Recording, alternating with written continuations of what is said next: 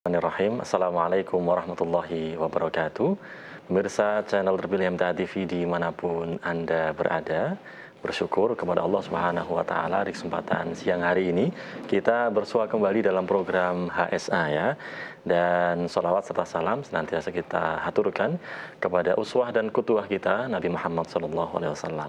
Pemirsa, telah hadir narasumber HSA yang senantiasa membersamai kita ya, ada Ustadz Dr. Ja'far. Kita sapa. Assalamualaikum warahmatullahi wabarakatuh, Ustadz. Waalaikumsalam warahmatullahi wabarakatuh. Sehat semangat, Ustadz ya? Insya Allah sehat dan semangat. Alhamdulillah. Dan insya Allah di kesempatan siang hari ini kita akan membawakan tema sehat dan manfaat hingga akhir usia. Ya? Insya Allah. Ya. Baik, dan nanti pemirsa yang ingin bergabung bertanya mengenai kesehatan, herbal dan lain sebagainya di line telepon di 02716793000 atau di WhatsApp di 08152553000. Dan di sesi pertama untuk mengefisienkan waktu ya, kita langsung saja simak mukadimah atau pemaparan materi dari Ustadz Dr. Ja'far. Silakan, Ustaz. Ya, baik. Bismillahirrahmanirrahim. Assalamualaikum warahmatullahi wabarakatuh. Innal hamdalillah nahmadu wa nasta'inu wa nastaghfiruh wa na'udzu billahi min shururi anfusina wa min sayyiati a'malina may yahdihillahu fala mudhillalah wa may yudlil fala hadiyalah. Asyhadu an la ilaha illallah wahdahu la syarikalah wa asyhadu anna Muhammadan abduhu wa rasuluh. Allahumma shalli wa sallim wa barik ala Muhammad wa alihi wa sahbihi ajmain. A'udzu billahi minasyaitonir rajim. Bismillahirrahmanirrahim. Wala tahinu wala tahzanu wa antumul a'launa in kuntum mu'minin. Wa qala idzan rabbi shrah li sadri wa yassir li amri wa hlul 'uqdatam min lisani yafqahu qawli amma ba'du. Bapak, Ibu, dan saudaraku semuanya, pertama marilah kita panjatkan puji syukur kehadirat Allah Subhanahu wa Ta'ala. Allah telah melimpahkan barokahnya, inayahnya, petunjuk, nikmat iman, nikmat Islam, nikmat sehat, nikmat kesempatan, nikmat kasih sayang, nikmat kebersamaan, nikmat kekompakan, nikmat kekeluargaan, dan masih banyak nikmat yang lain yang Allah berikan kepada kita. Seandainya kita menghitung wa in ta'udzu nikmatallahi la tuhsuha. Sungguh tidak akan bisa menghitung karena luar biasa nikmat Allah yang diberikan kepada kita. Bapak, Ibu, dan semuanya, alhamdulillah siang hari ini kita bisa membahas masalah-masalah kesehatan yang kita rangkum dalam hidup sehat alami. Baiklah, dalam kesempatan siang hari ini kami mengambil tema sehat dan bermanfaat hingga akhir usia. Jadi Bapak, Ibu, dan semuanya, sering kita sampaikan mencegah lebih baik daripada mengobati. Mencegah lebih utama daripada mengobati. Mencegah lebih murah daripada mengobati. Al-wiqayatu khairum minal ilaj. Mencegah lebih baik daripada mengobati. Fa inna li jasadika alaika hakon wa inna li nafsika alaika hakon. Di dalam dirimu ada hak yang harus kamu tunaikan. Di dalam jasadmu juga ada hak yang harus kamu tunaikan. Maka dalam kesempatan yang bahagia ini kita bahas 8 kebiasaan di pagi hari yang menyehatkan. Insya Allah kalau 8 kebiasaan di pagi hari ini kita laksanakan dengan istiqomah, kita laksanakan dengan serius, dengan sungguh-sungguh, kita akan sehat. Apa itu 8 kebiasaan di pagi hari? Yang pertama adalah minum 2 gelas air hangat. Yang kedua, membaca atau menghafal Al-Quran. Yang ketiga adalah olahraga yang ringan. Yang keempat, terpapar matahari.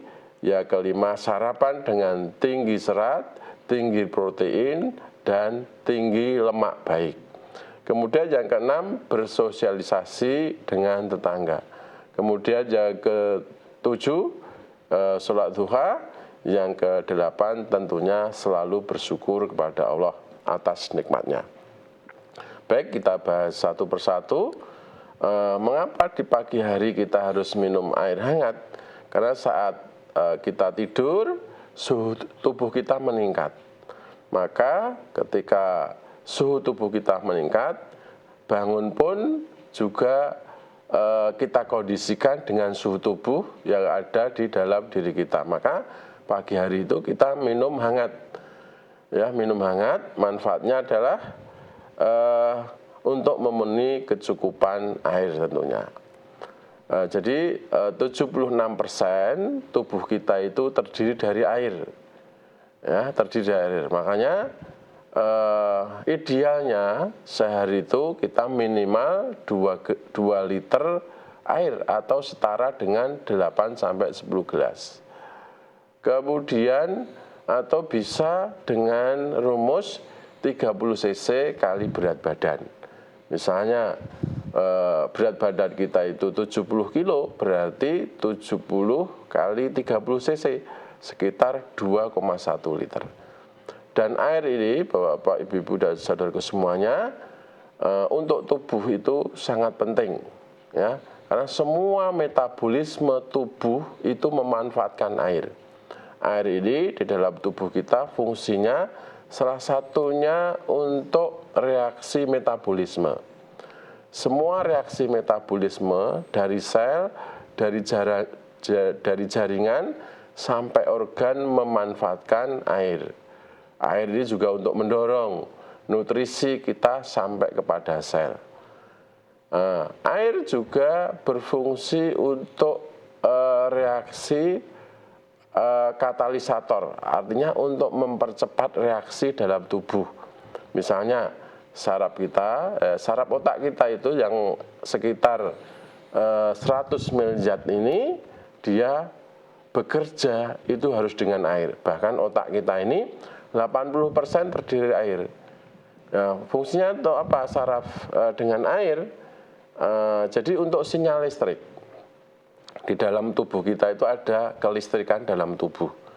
Di otak kita juga ada kelistrikan untuk memperkuat sinyal listrik dalam otak kita. Jadi informasi atau komunikasi saraf satu dengan saraf yang lain yang terdiri dari 100 miliar tadi itu butuh air. Jadi air ini manfaatnya sangat luar biasa. Makanya pagi hari ketika bangun tidur minum air putih ya minimal 2 gelas ya minimal. Kemudian pagi hari ya kita lakukan yang kedua adalah membaca atau menghafal Al-Quran. Jadi memang membaca Al-Quran ini salah satunya manfaatnya menenteramkan hati. Jelas karena memang membaca Al-Quran itu salah satu bentuk zikir. Kalau kita banyak zikir, ingat kepada Allah, hati ini akan menjadi tentram. Alladzina amanu wa tatmainu qulubuhum bi dzikrillah. Ala bi dzikrillah tatmainul qulub. Jadi orang-orang yang beriman itu hatinya akan menjadi tentram. Ya, dengan tentram ya, hanya dengan mengingat Allah hati akan menjadi tentram. Nah, dalam penelitian Bapak Ibu semuanya ternyata membaca Al-Quran ini ya bisa memprogram sel otak kita. Pada saat kita membaca Al-Quran atau menghafal Al-Quran, otak kita pada fase delta. Fase delta itu fase yang paling rileks, yang paling nyaman, yang paling tentram. Nah, di saat itu terjadi yang namanya penyembuhan diri secara alamiah, seperti perbaikan kerusakan jaringan dengan aktif, sehingga akan menumbuhkan sel-sel baru, terjadi regenerasi sel, terjadi remodeling sel. Ya, remodeling sel itu artinya sel yang tua diganti yang muda, sel yang rusak diperbaiki, sel yang mati diganti yang baru. Kemudian manfaat yang lain tentang membaca atau menghafal Al-Quran itu selain menenteramkan hati, tentunya juga meningkatkan kecerdasan. Kemudian juga mengobati penyakit hati, rasa was-was, gelisah, khawatir, anxiety misalnya. Itu juga akan hilang dengan membaca Al-Quran secara rutin dan tentunya memahami maknanya. Kemudian insya Allah juga dijauhkan dari pikun. Kemudian juga tentunya akan meningkatkan kesehatan mental. Mental kita jadi baik, ya kita bisa artinya bisa menahan emosi, bisa berpikir dengan jernih, bisa berpikir dengan rasional. Itu salah satu manfaat dari membaca atau menghafal Al-Quran. Kemudian kebiasaan yang ketiga di pagi hari itu olahraga yang ringan. Ya, olahraga yang ringan. Olahraga yang ringan, olahraga itu yang baik memenuhi 4 faktor. Yang pertama adalah di pagi hari. Mengapa pagi hari? Karena kandungan oksigennya masih tinggi. Kemudian di tempat terbuka. Kemudian teratur, terukur sesuai umur. Dan tidak harus lama. Kalau terlalu lama, justru asam laktatnya meningkat. Nah, asam laktat ini akan menjadikan mungkin otot itu berkontraksi atau saraf berkontraksi sehingga bisa mudah kram dan lain sebagainya. Nah, manfaat olahraga di pagi hari itu salah satunya adalah untuk memenuhi kecukupan oksigen. Oksigen cukup, di pagi hari udara sejuk dan nyaman. Kemudian insya Allah juga menormalkan tensi, menormalkan gula darah, menormalkan kolesterol kita dibakar, kemudian meningkatkan mood sehingga kita bisa fokus, bisa konsentrasi, yang bekerja bisa fokus, yang anak sekolah, pelajar, mahasiswa bisa fokus dalam belajar, bisa berpikir jernih. Tentunya yang keenam adalah meningkatkan kualitas tidur.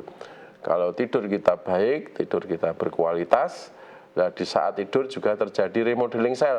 Karena saat tidurlah hormon serotonin diproduksi, hormon melatonin diproduksi. Nah, hormon serotonin itu salah satu fungsinya adalah untuk meningkatkan imun sistem atau kekebalan tubuh. Kemudian yang keempat yang kita lakukan adalah terpapar matahari atau berjemur. Ya, berjemur itu paling ideal ya, paling ideal berjemur itu di pagi hari 30 sampai 60 menit. Waktunya jam berapa? Paling ideal menurut Perhimpunan Dokter Spesialis Kulit dan Kelamin itu jam 8 sampai jam 10 pagi hari selama 30 sampai 45 menit. Ya, sepekan bisa 2 sampai 3 kali. Karena produksi ultraviolet B di pagi hari itu di jam-jam 8 sampai jam 10 itu sangat optimal. Nah, ultraviolet ini salah satunya juga sinar matahari ini mengandung vitamin D. Nah, manfaat vitamin D itu banyak sekali. Satu, membantu penyerapan kalsium dan fosfor. Jadi tulang-tulang kita jadi baik, gigi kita jadi baik. Tulang kita itu dibentuk minimal 3 komponen, 3 senyawa. 1 kalsium, yang kedua fosfor, yang ketiga adalah kolagen. Nah, fosfor, kalsium, kolagen bisa bekerja dengan baik kalau vitamin D-nya tercukupi. Kemudian juga bisa menjaga kesehatan otot kita. Kemudian akan memperbaiki suasana hati dan mencegah depresi. Jadi vitamin D itu bisa apa artinya? Kalau vitamin D itu cukup, suasana hati ini jadi baik, jadi mood, jadi riang, jadi terus happy ya. Kemudian juga mencegah depresi tentunya. Kemudian juga bisa memelihara kesehatan jantung.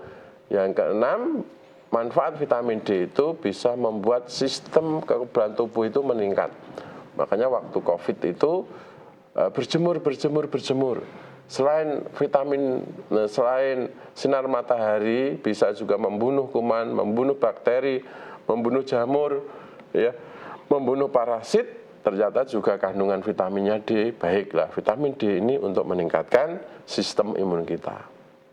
Kemudian yang kelima, yang kita lakukan di pagi hari adalah sarapan tinggi serat, tinggi protein, dan tinggi lemak baik. Jadi memang Bapak, Ibu, dan saudaraku semuanya, sehat itu dimulai dari mulut. Ya. Sehat itu dimulai dari dapur kita. Makanya tinggi serat ini tentunya banyak sayur, banyak buah. Protein baik, ya, itu bisa dari protein nabati, bisa dari protein hewani. Protein nabati itu bisa dari tahu tempe. Protein hewani bisa dari telur atau mungkin ikan laut atau mungkin daging. Ya, lemak baik tentunya juga lemak yang tidak jenuh, ya, tidak jenuh. Lemak tidak jenuh itu disebut lemak baik. Contohnya apa? Mungkin ikan, kalau tumbuhan alpukat, termasuk minyak zaitun, ini lemak baik. Kemudian juga daging, ya, daging merah itu termasuk juga lemak baik. Putih telur lemak baik. Kemudian termasuk kuning telur juga lemak baik, insya Allah bagi orang-orang tertentu. Kemudian yang kita lakukan lagi di pagi hari itu yang keenam, ya, yang keenam itu tentunya ya sholat duha atau sosialisasi, ya, sosialisasi untuk menyapa tetangga. Jadi begitu kita menyapa tetangga ini, hormon endorfinnya keluar. Dan menyapa itu apa artinya disyariatkan, diperintahkan oleh agama. Jadi afus salam bainakum. Dari dalam hadis kan diterangkan, maukah saya tunjukkan untuk bisa berkasih sayang? Maukah aku tunjukkan kepada kalian pada suatu perkara, apabila kalian mengamalkannya, kalian akan saling berkasih sayang. Apa itu? Afsus salam bainakum. Tebarkan salam di antara kalian. Maka kita itu jalan-jalan pagi, kalau ada ketemu tetangga, ya, berjumpa tetangga, itu kita sapa. Begitu kita menyapa, hormon endorfin kita keluar, hormon bahagia kita keluar, dan hormon serotoninnya, hormon stresnya itu akan menurun.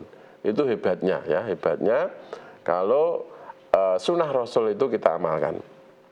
Bahkan mungkin orang duduk pun kita sapa, assalamualaikum, nembe lenggan bapak, kita sapa.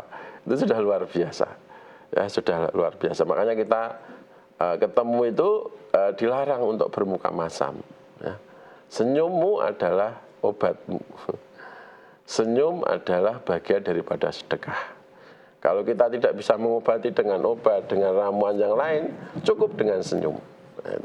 Maka manfaat bersosialisasi salah satunya kognitif kita meningkat, daya ingat kita meningkat, kemudian juga rasa empati kita meningkat, kita mudah menolong, mudah membantu, mudah melayani, kemudian meningkatkan kualitas hidup. Tentunya kita banyak menolong, banyak membantu, meringankan beban orang lain, pasti insya Allah kualitas hidup kita akan meningkat.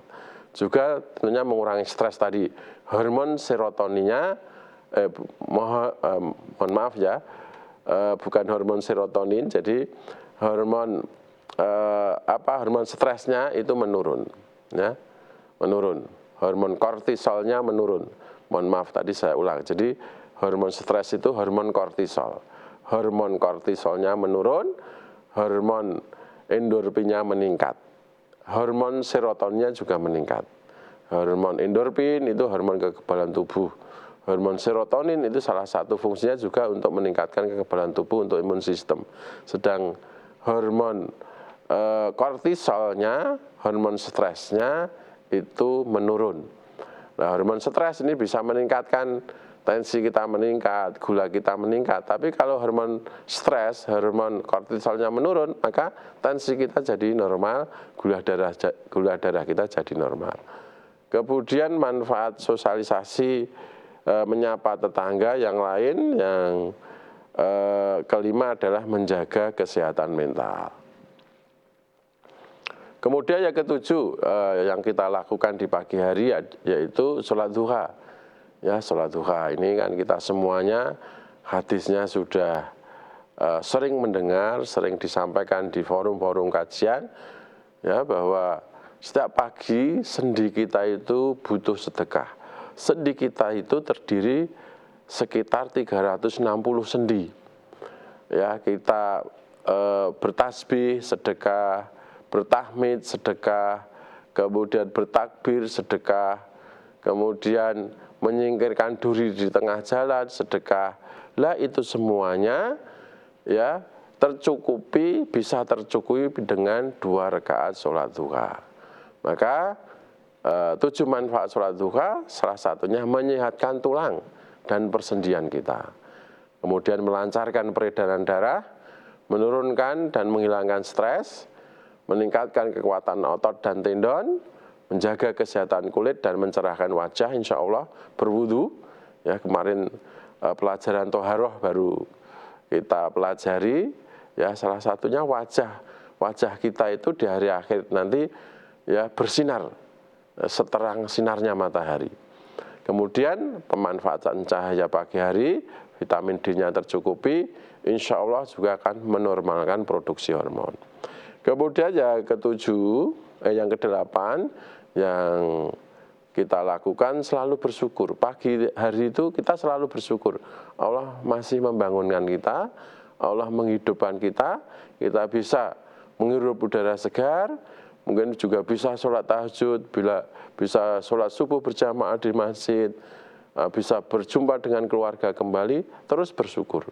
Ya, syukur ini menjadi bagian dari jiwa kita. Sabar itu tanpa batas, syukur itu tanpa tapi. Bersyukur, sabar, qanaah, dan tawakal ini 4 kata ajaib ya. Selalu bersyukur walau tak punya segalanya. Jadi ini dulu Bapak, Ibu, dan saudara semuanya sebagai paparan awal, nanti bisa diperjelas di pertanyaan-pertanyaan. Itu Pak Sofyan yang kami sampaikan. Baik, terima kasih dokter ya atas materi yang telah disampaikan untuk kita, semoga bermanfaat. Dan bagi pemirsa yang ingin bertanya, masih kami nantikan baik di line telepon atau di WhatsApp ya, di 02716793000 atau di WhatsApp di 08112553000. Namun sebelum kita sampaikan pertanyaannya, nanti kita akan ikuti beberapa jeda yang mau lewat berikut ini.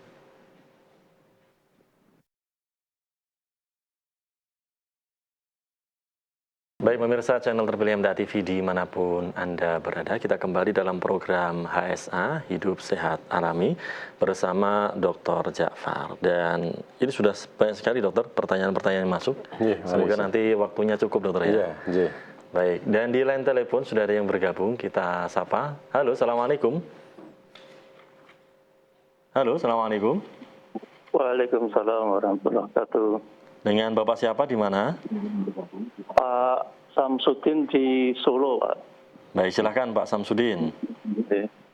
Assalamualaikum, Pak Dokter. Waalaikumsalam warahmatullahi wabarakatuh. Silakan Pak Samsudin.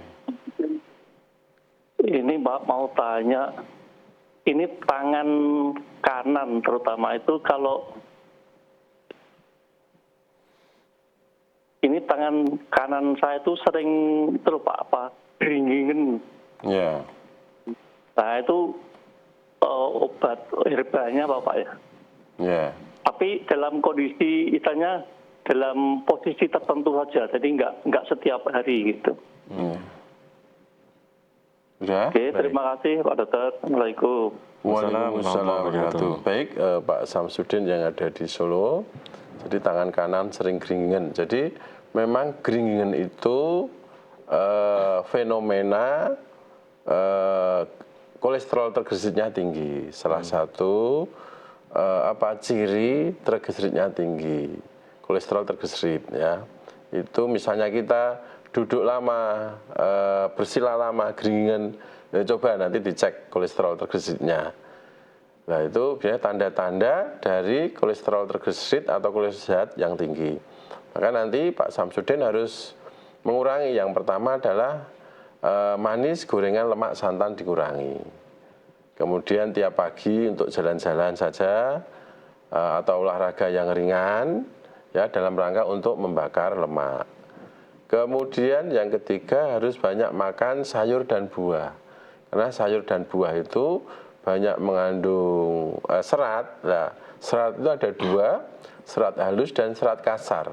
Serat kasarnya membantu absorpsi sari-sari makanan. Yang serat halusnya ini membebaskan kolesterol. Tentunya ramuan apa yang bisa menetralkan atau mengurangi kolesterol? Secara umum itu daun salam ini sangat bagus ya. Daun salam itu mengandung senyawa flavonoid atau polifenol, di mana daun salam itu berfungsi ganda, minimal 4 ya, minimal 4. Bisa insya Allah menormalkan tensi, menormalkan kolesterol, menormalkan gula darah, dan menormalkan asam urat. Ini daun salam. Maka daun salam bisa digunakan untuk teh atau untuk campuran makan, artinya untuk masak. Setiap masak apapun dikasih daun salam. Nasi dikasih daun salam juga akan wangi. Kemudian mungkin sayur, ya sayur lodeh, oseng-oseng dikasih daun salam juga akan lebih sehat. Kemudian juga mungkin sambal tumpang dikasih daun salam. Daun salam ini sangat fleksibel ya untuk pemanfaatnya. Tadi juga bisa digunakan teh. Nanti juga bisa dicampur temulawak, jahe, kunyit, serai, ditambah daun salam, itu lebih bagus lagi. Itu Pak Samsudin yang ada di Solo, mudah-mudahan bisa dipahami. Baik, kita beralih ke WhatsApp ini dokter, sudah banyak sekali yang masuk. Kita membacakan dari pertanyaan yang sebelumnya dokter ya, yang belum sempat terjawab, dari Ibu Titik di Batang. Dokter, makanan apa yang dapat untuk mencegah terjadinya plak dalam darah? Kemudian apakah ada makanan yang dapat mengurangi efek dari makan makanan berlemak ini, dok? Oh ya, jadi yang menyebabkan plak pada pembuluh darah itu salah satunya adalah manis. Jadi manis itu dia menyebabkan inflamasi, menyebabkan peradangan di semua sel, di semua jaringan. Nah, inflamasi ini kita umpamakan misalnya jalan itu dia berlubang. Nah, lubangnya disebabkan apa? Karena manis. Nah, karena berlubang sehingga dia mudah menempel, lemak mudah menempel, lemak mudah menumpuk, akhirnya jadi plak. Maka yang pertama yang kita hindari, kita kurangi adalah semua yang berbasis karbo tinggi atau glukosa tinggi. Ya, itu terutama makanan-makanan yang siap saji, yang sudah mengalami proses food, itu kotaan, kalengan, itu semuanya kan siap saji, itu kita hindari. Atau memang gula, ya gula yang karbohidratnya tinggi, itu bisa menyebabkan inflamasi, sehingga menyebabkan penumpukan plak.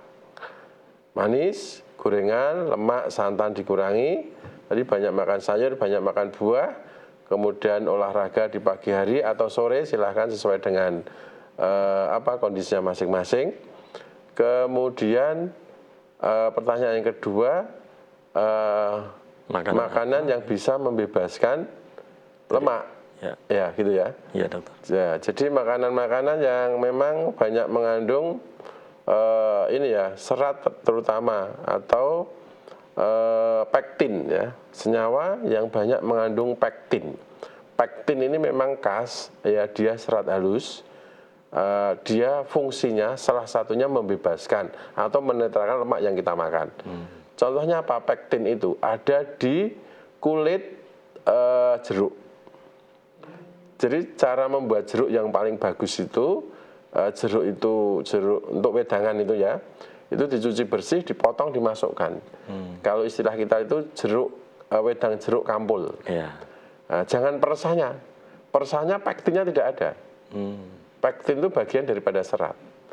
Nah, bahkan isinya pun juga bermanfaat, isi daripada jeruk itu. Jadi kita bersihkan, kemudian kita potong jadi 4, 1 gelas 2 potongan. Itu didiamkan, nanti diminum, nah itu bisa menetralkan lemak tadi. Mungkin kita habis makan sate, ya habis makan sate, lah minumnya tadi mungkin jeruk hangat. Tapi jangan pakai gula, jangan pakai gula. Kalau pakai gula sama saja. Atau gulanya hanya mondo-mondo saja. Atau diganti dengan madu, gulanya diganti madu. Nah, makanya ketika makan sate itu di toko sate itu ya pasti di situ ada bawang merah, di situ ada tomat, di situ ada jeruk. Bahkan soto pun ada jeruknya. Ya itu jeruk di soto itu harus kita pakai. Kemudian ada cuka, ya, cuka itu salah satunya juga untuk membebaskan kolesterol atau lemak tadi. Termasuk sate itu ya, pesan misalnya ada tomatnya, justru pesan tomatnya yang banyak. Satenya yang dikit dulu. Ditambah gitu, mungkin tiga biji atau 3 butir tomat. Nah, itu. Bawang merahnya yang banyak. Nah, itu nanti netral semuanya. Jadi kita sehat. Makan sate tapi tetap sehat. Insya Allah gitu. Jadi itu Ibu Titik ya yang ada di Batang. Dari Batang. Iya, mudah-mudahan bisa dipahami. Baik, kita ke line telepon. Halo, assalamualaikum.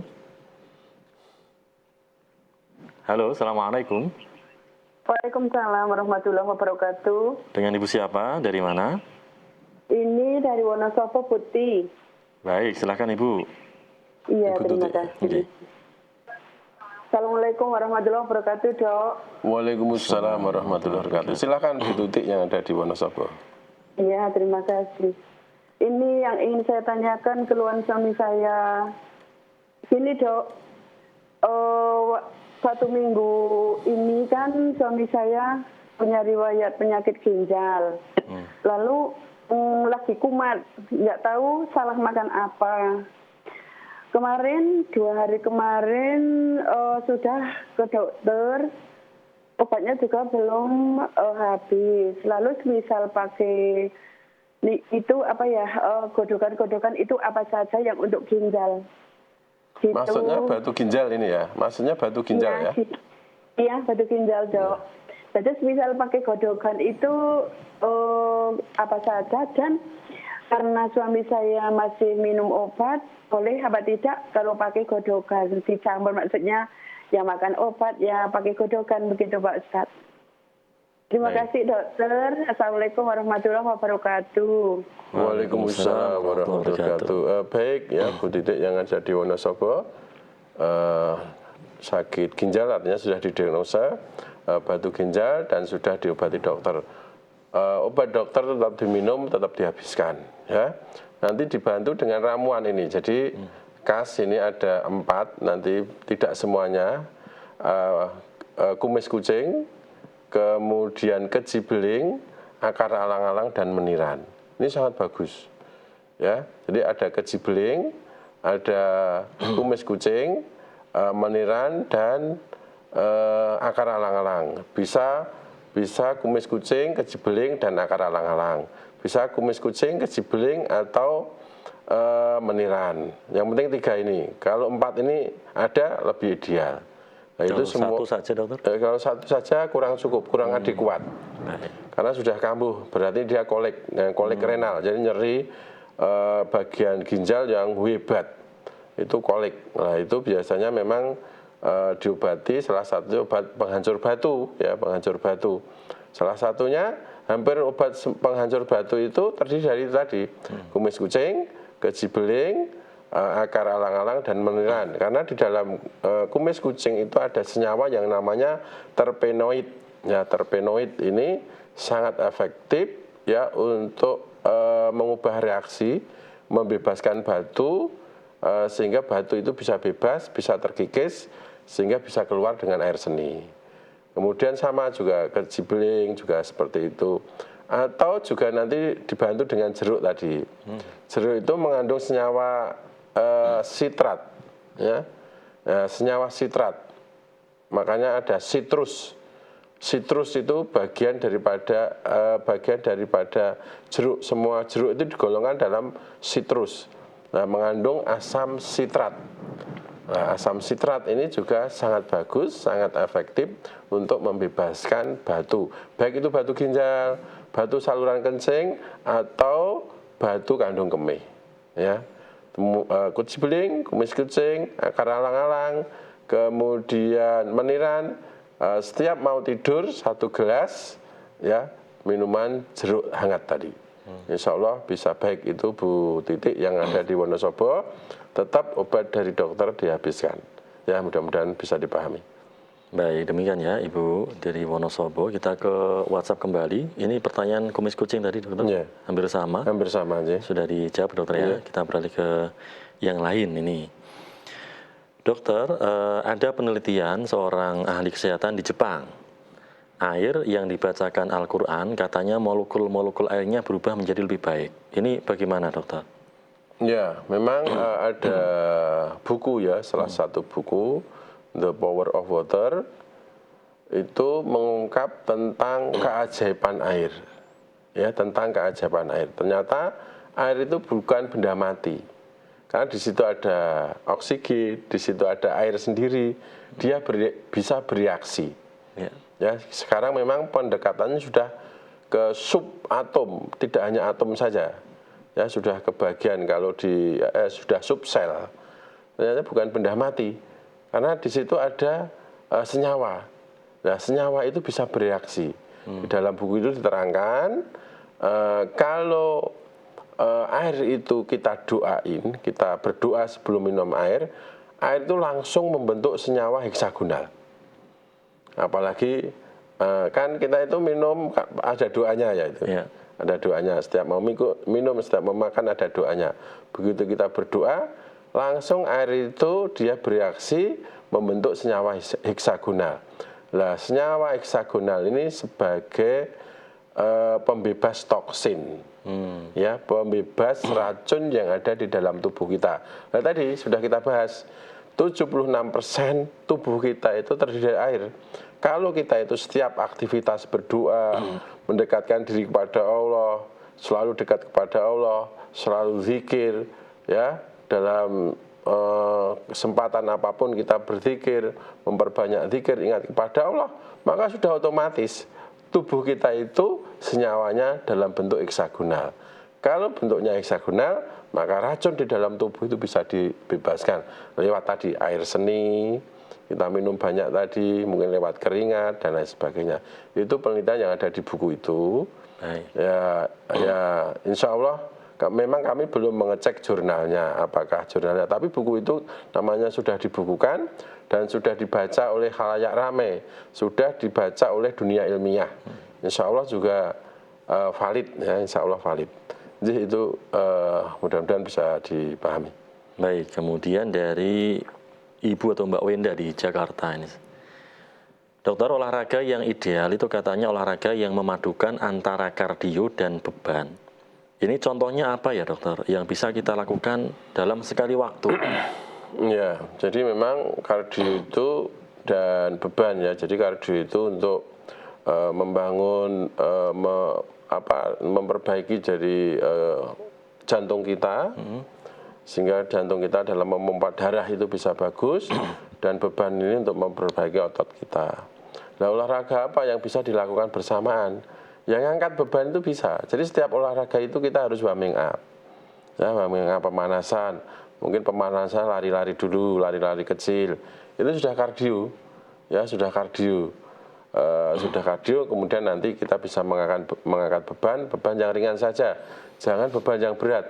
Justru kalau beban yang berat, kita itu akan membebani jantung. Kalau beban hidup gimana? Ya, kalau beban hidup itu ya berusaha berikhtiar insani dan ilahi beban hidup. Kemudian memang ada salah satu pendapat bahwa renang itu sudah kardio dan juga sudah beban. Ada yang berpendapat seperti itu. Baik. Ya, jadi renang itu olahraga yang paling ideal. Ideal untuk semua kalangan. Baik tua, baik muda, anak-anak pun, termasuk tidak mengenal jenis kelamin. Wanita, pria, renang itu sangat baik. Karena memang olahraga renang ini kan sudah disabdakan Rasulullah. Ajarilah anak-anakmu berenang, ajarilah anak-anakmu memanah, ajarilah anak-anakmu menunggang kuda. Padahal zaman waktu itu Nabi bersabda itu, Jazirah Arab itu padang pasir, tidak ada air. Tapi Rasulullah sudah bersabda, ternyata sekarang kita teliti, renang itu olahraga yang terbaik. Semua sendi gerak yang 360 tadi, begitu kita renang semuanya bergerak. Nah, itu renang memang salah satu ahli mengatakan itu juga kardio dan beban. Jadi, itu. Baik, demikian ya Ibu Wenda di Jakarta. Kemudian barangkali satu pertanyaan terakhir nih dokter. Dari Mas Andi di Jepara. Dokter, batas jam tidur malam itu jam berapa dokter? Apa benar maksimal jam 10 ini? Iya. Jadi memang kalau kita mengikuti Rasulullah ya dan para sahabat itu luar biasa. Ya. Jadi Rasulullah dan para sahabat setelah Isya tidak ada kegiatan untuk mengurus umat, beliau tidur. Beliau tidur. Sehingga bisa bangun awal. Ya, bangun awal. Jadi misalnya tidur itu jam 9 sudah tidur, kemudian 6 jamnya, itu jam berapa itu? Jam 9 ditambah 6. Sepertiga malam gitu Ya. Jadi memang tidur yang ideal itu di awal waktu. Kalau jamnya sebenarnya paling ideal, ini menurut kesepakatan kedokteran, kesepakatan ahli medis, ahli kesehatan itu ya antara jam 10 sampai jam setengah 3 atau jam 3. Itu paling ideal. Ya, paling ideal. Mengapa itu paling ideal? Karena di jam-jam itu, jam 10 atau setengah 1 ya, setengah 1 sampai jam setengah 3 itu hormon serotonin diproduksi dengan maksimal, diproduksi dengan optimal saat itu. Jadi kalau sudah misalnya tidurnya itu begadang pagi hari menjelang subuh, sudah tidak dapat hormon serotonin, tidak dapat hormon melatonin.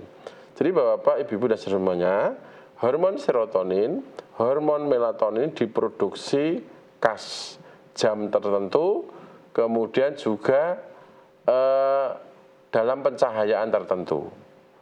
Jadi antara jam setengah 1 sampai setengah 3 itu optimal. Dan dalam lampu yang redup. Kalau lampu terang itu hormon serotonin dan hormon melatoninnya produksinya tidak akan maksimal. Makanya Nabi itu juga bersabda, ya ketika mau tidur maka tutuplah pintu-pintu, kancinglah pintu-pintu, kancinglah jendela, dan tutuplah bejana-bejana dan matikan lampumu. Artinya dengan lampu yang redup. Nah, ternyata setelah diteliti luar biasa, ya hormon serotonin, hormon melatonin itu diproduksi saat lampu redup. Nah, makanya kita kalau tidur itu di awal waktu bagus, ya mungkin maksimal jam 10. Jam 10 itu kita sudah mapan tidur. Kalau memang tidak ada kegiatan ya yang mengurus umat tadi, kecuali ada kegiatan mengurus umat, kecuali dalam perjalanan sebagai musafir itu kan beda lagi. Ya. Kondisi normal jam 10 itu sudah mapan tidur. Nah, nanti setengah 11 kita sudah tidur. Ya, nanti jam 3 atau setengah 4 kita sudah bangun. Itu nanti pagi kita bisa melaksanakan sholat tahajud, bisa subuh ke masjid, pagi harinya kita akan cerah, pagi harinya kita akan fit, pagi harinya kita akan bugar, insya Allah. Jadi itu jam antara 10 sampai setengah 3. Hormon serotonin dan hormon melatonin diproduksi. Hormon melatonin ini khas, hormon melatonin ini regulasi untuk kulit. Ya, untuk kulit. Jadi kalau kita itu tidurnya cukup, kulit kita jadi cerah. Yeah. Nah, kulit kita jadi glowing. Tidak usah pakai make up. Glowing alami tuh. Glowing alami, glowing natural. Glowing memang ya tumbuh dari diri kita.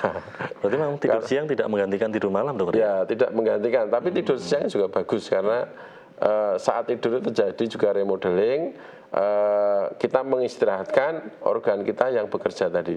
Jantung bekerjanya 24 jam, kemudian liver, kemudian ginjal, paru, lambung, limpa, spleen itu kan butuh istirahat. Nah, di saat tidur mereka juga istirahat. Kan saat tidur kan tidak mencerna makanan. Yeah. Nah, itu dan itu tidur siang juga dicontohkan Rasulullah. Rasulullah itu kalau habis sholat duhur itu juga tidur walaupun hanya sejenak, mungkin 45 menit, setengah jam atau 1 jam, silahkan. Kalau ada waktu ya kita usahakan untuk tidur. Nah, sehingga tidur ini memang istirahat yang terbaik, dan istirahat tidur ini tidak bisa tergantikan oleh apapun, oleh suplemen, oleh makanan yang terbaik, oleh gizi terbaik, tidak bisa menggantikan daripada istirahat tidur ini. Jadi itu Pak Mas Sofwan, ya mudah-mudahan bisa dipahami dari Mas Andi yang di Jepara. Baik. Sekaligus menjadi pertanyaan terakhir, dokter, di kesempatan siang hari ini. tak terasa. Waktu juga yang membatasi jumpa kita di kesempatan siang hari ini. Terima kasih dokter atas materinya, semoga bermanfaat untuk kita. Amin. Dan pemirsa semuanya di rumah. Assalamualaikum warahmatullahi wabarakatuh, dokter. Waalaikumsalam warahmatullahi wabarakatuh.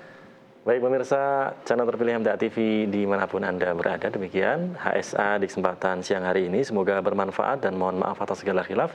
Assalamualaikum warahmatullahi wabarakatuh.